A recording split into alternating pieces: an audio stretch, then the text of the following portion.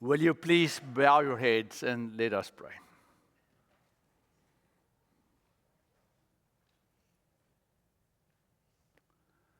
We thank you, O Lord and our God, that we can be together in this place. You brought us here through your Holy Spirit. Without you coming towards us, we would never know who you are. We would never be able to call you by your name if you didn't give us your name. If you kept silent, invisible, we would have been completely lost, stuck in darkness, without hope, without a future, without salvation. But you came towards us. To people, to children of yours that were not always that kind to you. You relentlessly continue to pursue us, even though in many ways we disrespect your person, your being. Thank you for giving us your word.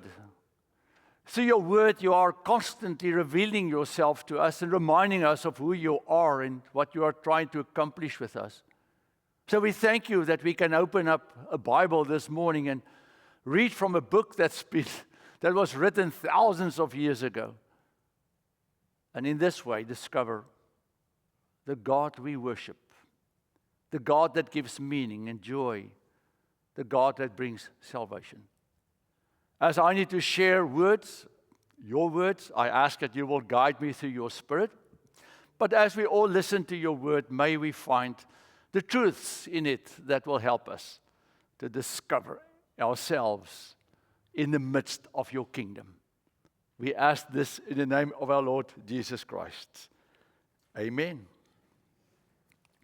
So I'm going to start with a new sermon series now, and it'll see how long it takes us, on the book of Genesis, and it has to do with Revelation. You know, the book of the Bible ends with the book of Revelation. And at the end, it tells us sort of what to expect still as the church as we continue forward through history. This book is the first book of the Bible that also has to do with Revelation. It is actually revealing to us who this God is and our place then in His kingdom. And that's going to be a very interesting and I think hopefully an exciting journey as we look at the book of Genesis. And the word Genesis just means the beginning, where everything then started. It is time, she said.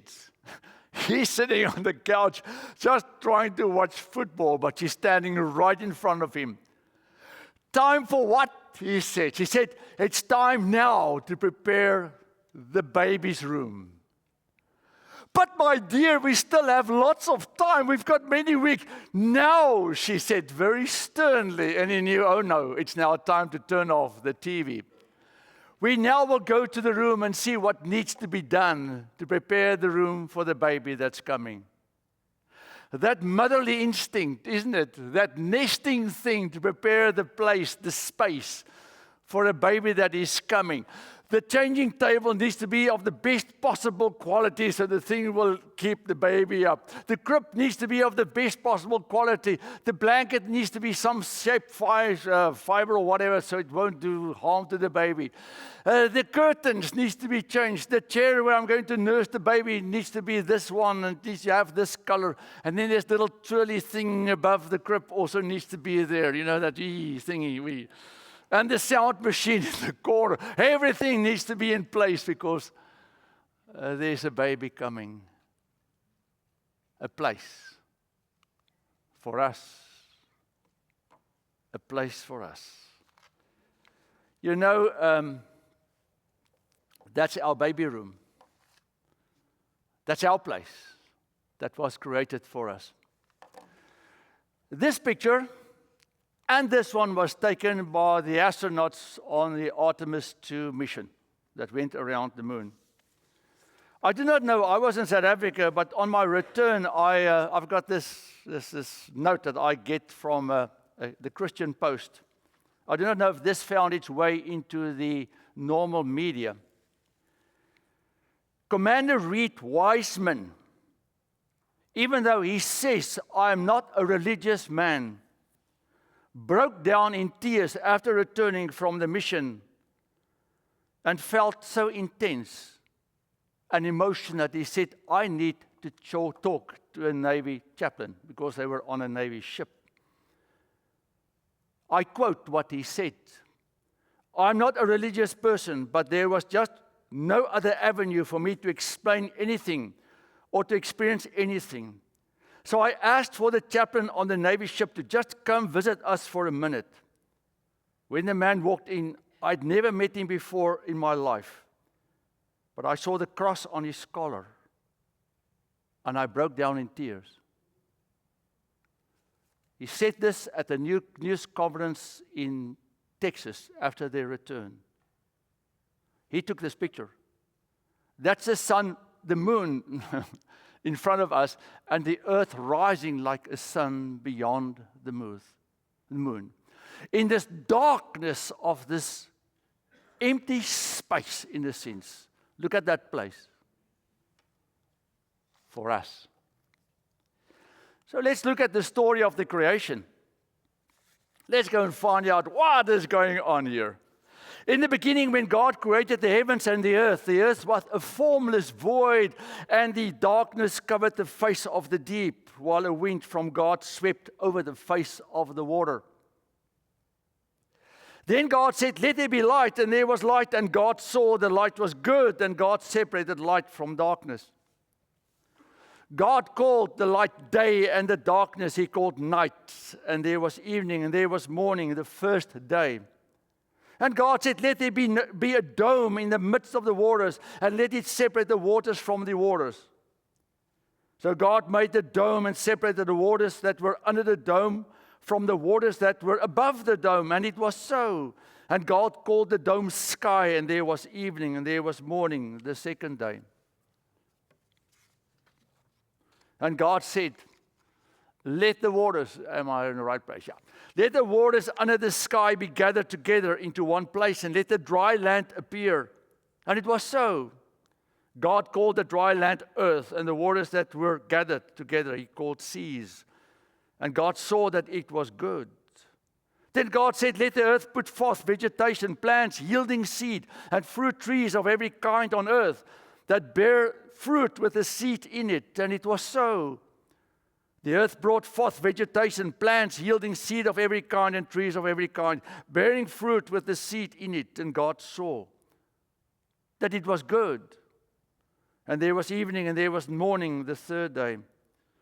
God said, let there be lights in the dome of the sky to separate the day from the night, and let them be for signs for the seasons and for the days and the years. And let them be the lights in the dome of the sky to give light upon the earth. And it was so. God made two lights, the greater light to rule the day and the lesser light to rule the night. He made the stars. God set them in the dome of the sky to give light upon the earth, to rule over the day and over the night, and to separate the light from the darkness. And God said, and saw it was good. And there was evening, and there was morning, the fourth day. And God said, let the waters bring forth swarms of living creatures. Let the birds fly above the earth across the dome of the sky. God created the great sea monsters and every living creature. Now, the Jews were very afraid of the ocean. They never were seafaring people. They only sailed on the Sea of Galilee. They never went out in the Mediterranean. They never built a ship to go there. They had this issue with sea monsters. They thought there were these bad things down there. Let the waters bring swarms of living creatures. Let the birds fly. God created the sea monsters and every living creature that moves of every kind, with which the waters swarm. And every winged bird of every kind, and God saw it was good. God blessed him, saying, be fruitful, multiply, and fill the waters in the seas. Let the birds multiply on the earth. And there was evening, and there was morning, the fifth day.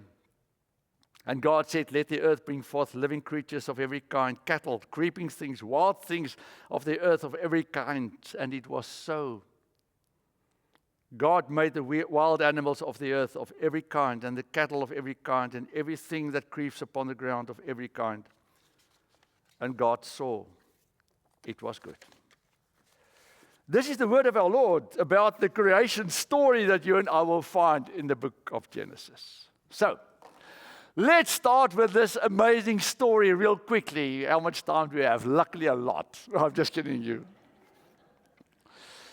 So the first thing about this is, where did this story come from? You know, this is part of the Pentateuch. It's the first 5 books of the Bible that is normally contributed to Moses, as if people believe that Moses wrote the first 5 books of the Bible. That could not be possible, because Moses plays a role in some of these stories and eventually dies, and the story continues while he's not there. So we know that Moses could not have written it down. But a lot of these stories happened during the time of Moses, where it was sort of compiled in a sort of a verbal form. When was it written down?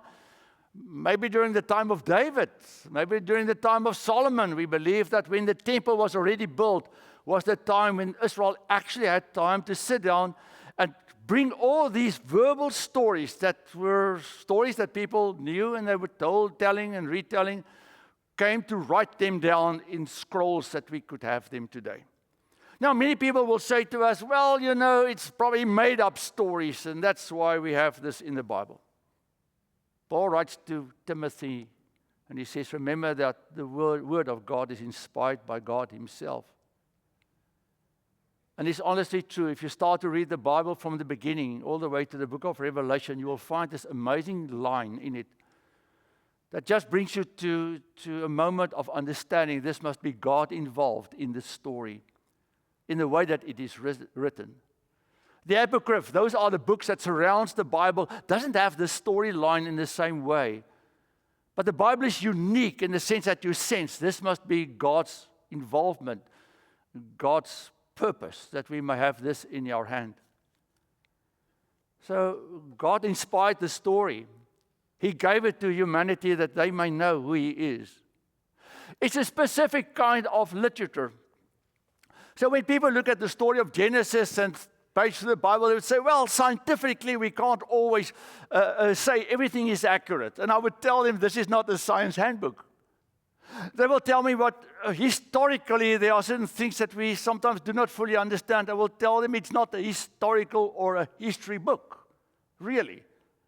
The Bible has one main important purpose, and that's to reveal who God is to us and who we are to God. It has to do with this relationship between God and humanity, and this is the story how it all begins. And how does it begin? The purpose of this whole, number 3, the 6-day story. So people have argued so many times about, is it now 6 24-hour days that the Lord created all of us in? There are some guys that will fall on the sword and say, it was 24 hours because the Bible says so. I'm not so sure. Peter says that 1,000 years is for God like one day, and one day is like 1,000 years to Him, because God is beyond time. He's outside of our understanding of time, and we are many times trying to put God into our time understanding. We think linear, today, yesterday, and tomorrow. That's a linear understanding of time, and God is not on a linear understanding of time. He's over it. He's like a circle around it. You know, there was the Sunday school teacher that was teaching her children all of these 6 days of creation, and then she had time now for the review. She said, okay, kids, tell us, what did God create on the first day? And they gave the correct answer. She said, what did God create on the second day? And they gave the correct answer. She said, what did God create on the third day? And little Johnny had his arm up. Jesus rose from the dead. So, okay.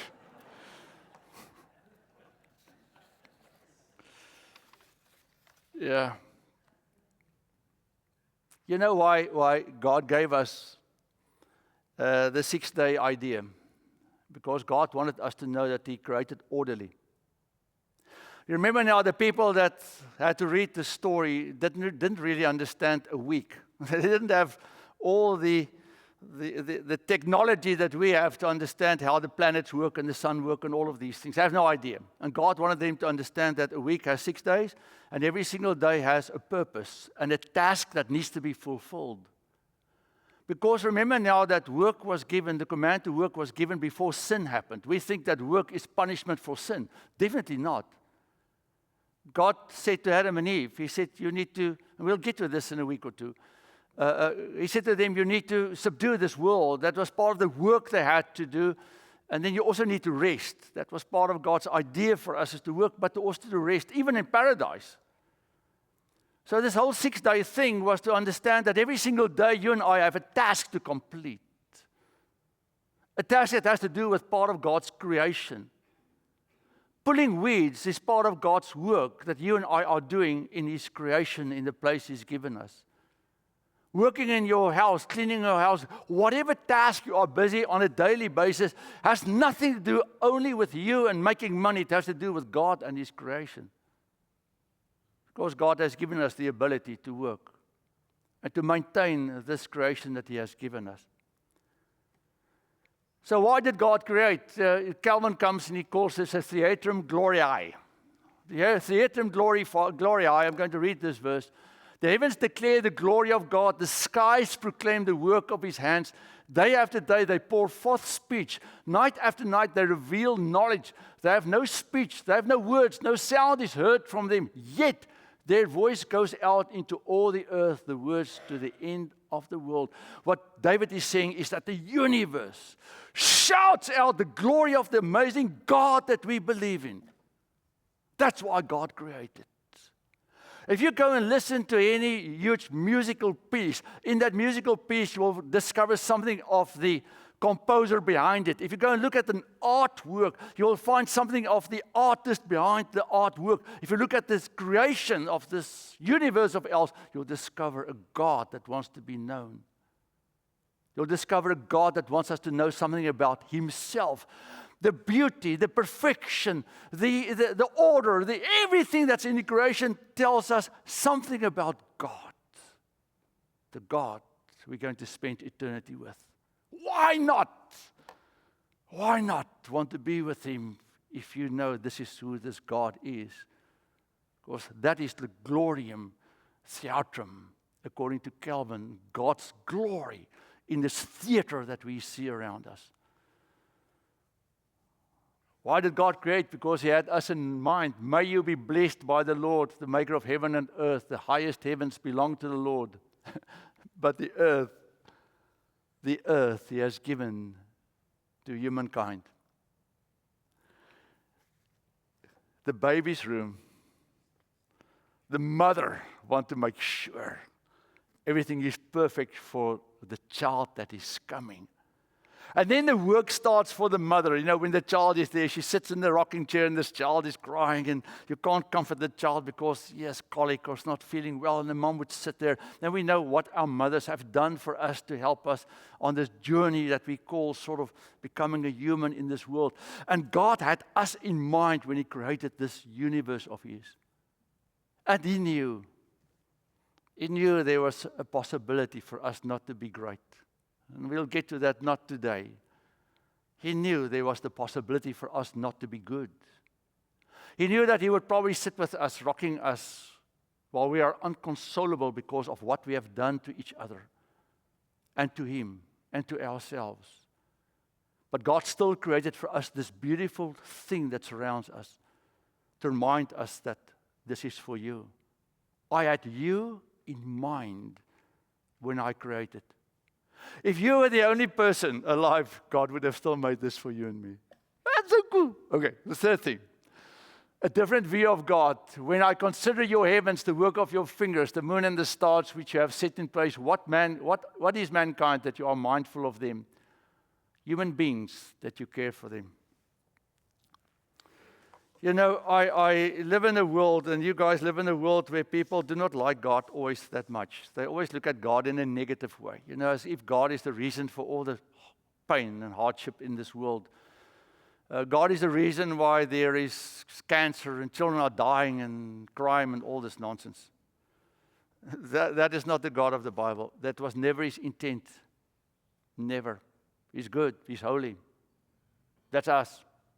It's us who broke everything that He gave us. God came and He gave us this beautiful gift, like this parent giving a gift to his or her child. And now the child has this gift, and then after a while you discover this gift is discarded or broken or not taken care of, not really valued in the way that it should be. And then we turn around and say to the parent, but you broke it. And the parent said, I didn't even have it in my hands. You're the one that caused this. So in the creation, we find that God gave us something perfect. God gave us something that could sustain us and provide for us. Give us the breath that you and guys have, and give us the water and everything that surrounds us that we can be alive. It's a gift from us. Whenever you go outside of this building, you look at the sky, you look at the tree, you look at the mountain, you look at the river, you thank the only holy living God because He's given this for you and for me to remind us how much He loves us. Because He does not only want us to enjoy the beauty, He wants to remind us He gave it to us to sustain us. So how did God create? The Bible tells us out of chaos came order. It started off by Him saying, "Let there be light." Now, I don't want to bore you to death. I wish I could now preach for a week on the science behind all of this.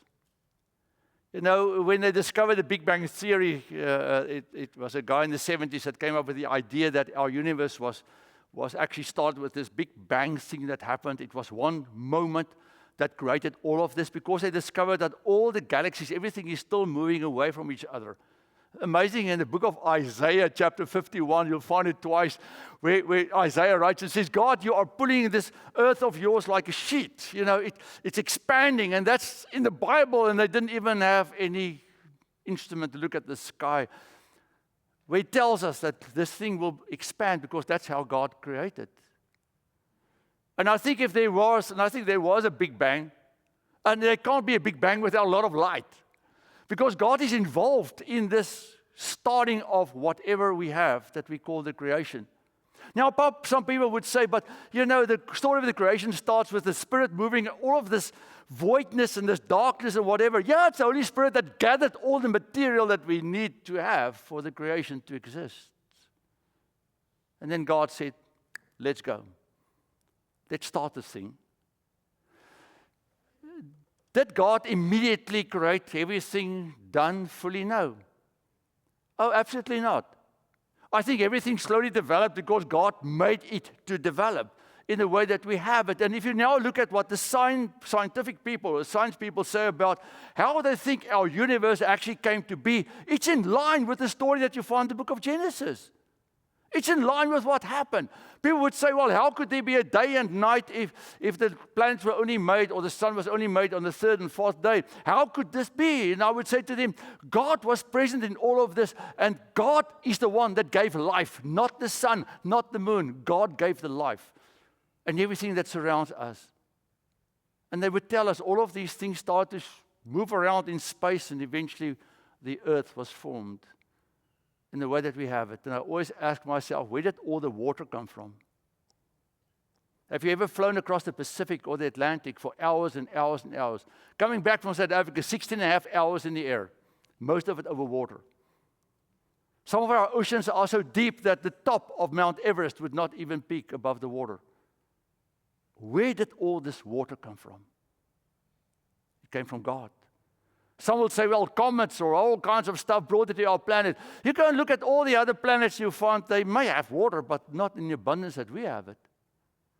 So they talk about this Goldilocks planets that may be in our universe because there are millions and millions of stars and galaxies and planets like ours. A Goldilocks planet is a planet that is exactly the same distance or a good distance from the sun, its own sun, that it may sustain life and be okay. It's in that space where it is possible for life to be on it. And years ago, they said there must be like 3,400 Goldilocks planets out there, like the Earth. After Webb, do you know what they think? Less than 2 dozen. They're down to like 18. 18 in this whole universe, with suns as many as the sand on the seashore. Do you know why? They discovered all of these Goldilocks planets. They rotate around, they orbit around their sun, but they don't rotate around their axle. They discovered these things stand still like our moon. Our moon, we see the same kind of the moon, side of the moon constantly, and all of these planets are the same. They hope there are a few, maybe less than a dozen, that may rotate on their own axle as ours, with a tilted axle because you need a tilted axle. Why am I telling you this? I'm telling you this that you may know how unique our planet is. I'm telling you that this guy of the Artemis mission, when he saw the planet stuck in this harshness, of this coldness, of this space, and this thing sits there, was created by God for you and me as our baby room. For a place for us to know God, to experience His love, His grace, and understand who this God is that wants us to be with Him. Does evolution play a role in all of this? Yeah, absolutely. I'm not an evolutionist. An evolutionist will come and say to you, well, this earth was there, and billions and billions and billions of years ago, there was this kind of soup, mush, rubbish, where it was warm enough that some bacteria started to, or protein started to form, and eventually the bacteria or the protein that started to form started to multiply, and eventually you would find life. And out of that one protein cell, you are sitting in this church today. I'm not an idiot. Don't tell me that. That's nonsense. That's nonsense. If you want to know about this, my wife starts rolling her eyes. If you want to know more about this, go and read about the Cambrian explosion. The Cambrian explosion is something that the evolutionists can't explain. The fact that suddenly there were dinosaurs, all of these things were on the planet, otherwise we would not have oil. Okay, but let's go there. But the Cambrian explosion is that moment in the history of our planet where suddenly like this, plant life, bird life, animal life, all at the same time. If that thing crawled out of the water, let's say something started to live there and crawled out, what would it eat? Where did the plants come from? From the same bacteria. Nonsense, I'm not stupid.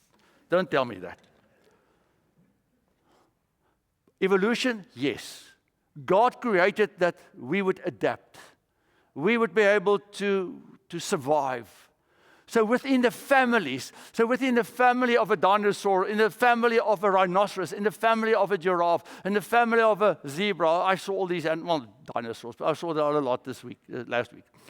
But within these families, there would be definitely an evolutionary development. But don't tell me I'm a direct descendant of a crocodile, or a monkey, or a chimpanzee. The distance is still too far. They are they, and we are we. But evolution? Absolutely. Why do they need to remove our wisdom teeth? Because our jaws are way smaller than the people's jaws were during the time of the Old Testament. They never had knives and forks like we do. They ate like this, so their jaws were bigger. They looked interesting. They were not the same as us, in a sense. So slowly but surely, evolution made our jaws smaller because we are not eating tough meat anymore. So they need to remove our wisdom teeth because there's not enough space in our mouth for these things. But okay, I won't tell you the story of the walk now. That's for another day. That's a fly that can't walk, but that's a different thing. How did God create? Through order. The laws of physics, the laws of nature, the laws of chemistry. Hey, Greg, the laws of math, because Greg and I talk about math a lot. God put these things in place so that this world, this universe, this creation that He has made works perfectly. Every morning the sun rises. We turn on our own axle at the same speed, 1,600 kilometers an hour at the equator. So you need to hang on. We are really moving fast. But everything works perfect. That's how God brings order. This book of Genesis is part of the Torah. Not only the Pentateuch, that's the first 5 books, but also of the Torah. Because the first 5 books of the Bible is also seen as the Torah. The Torah, educational material, instruction on how God wants us to know how to live. Your life is full of chaos. You're not obeying God's rules. You're not allowing God's guidance, God's moral code, God's will for you to guide you. Chaos. Chaos. So in nature we can see how obedience to God's rules brings order. In our own personal lives, we can see how obedience to God's will brings order. I'm done. Who created? The Father, the Son, and the Holy Spirit.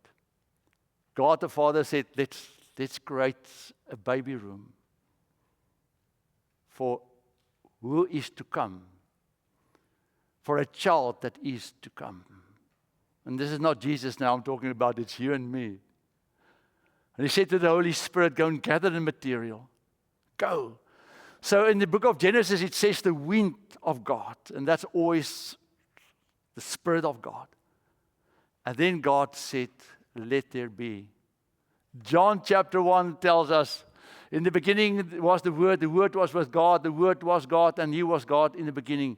Through Him all things were made, without Him nothing was made that has not been made. In Him was life, life was light of all mankind. Light shines in the darkness, and the darkness has not overcome it.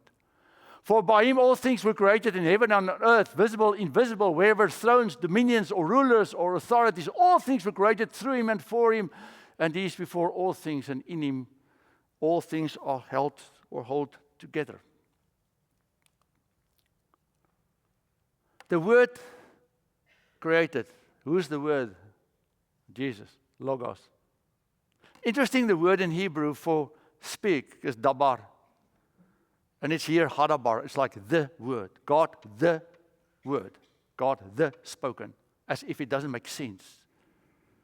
Because the word that God spoke was not only a verbal word, it was Jesus Christ. Jesus Christ, who came to save us, was the one who made us our baby room, who built our nursery for us, who prepared our space and our place for us to live in, because He knew He was going to be involved in our lives in many different ways. And He was essential in the creation of what we see and what we experience. Father, Son, and Holy Spirit. And God said it is good. And the word good in Hebrew is the word tov. And the word tov in Hebrew means a goodness that satisfies God's need, that satisfies God's glory, a good that satisfies what God's kingdom needs. Not what we want, but what would serve God. So every time when God said it is good, it had to do then with what God wants. Good for God. So it is good. After He spoken light, after He separated water from the land, created plant life, put in place a system of lightning, after creating animals, populating land with animals and insects, finally after creating humanity, He observed all that He had made and declared it not to be only good, but to be very good. Until it was not. Until it was not. My second final slide. Why did God create this place? He could have continued on the other side of wherever. And so many people have asked me, where did God come from? I've got no clue. I'll ask Him one day when I see Him. I believe God is there, and who made Him, I don't know. I don't care. That's irrelevant to me. All I know is that I'm part of this story of God that I can't understand with my limited mind or brain. But I know that God is a relational God. Father, Son, and Holy Spirit. It's like a mom and a dad and a child. And God wanted to share Himself with His being. And we'll get to this when I get to us being created. But God created this place for us to relate with us, to know Him, to know ourselves, to enjoy His glory. Was the possibility of sin already in it? Oh, I think it was a bit there. I think so. We'll talk about this later. It was great until it was not. It's still your place and my place. You know, final slide. Luther said the following: God created the world out of nothing. As long as we are nothing, He can make something out of us. He can make something out of us. Why is this creational story so important to you and me? That you and I, when we leave this place and we look at the nature that surrounds us, can thank God for our nursery, for my baby room that He has given us. If there are things broken in it, He didn't break it, we did. But behind all the rubbish that we've carried into this room, you know, my grandkids have grown up a lot now, and the baby rooms look way different. But still behind all of the stuff that they've brought in, There are the fingerprints of what the parents and the grandparents did to prepare this baby room for a child that is coming. A child they couldn't wait for, and I think God couldn't wait for you and me to be. Amen.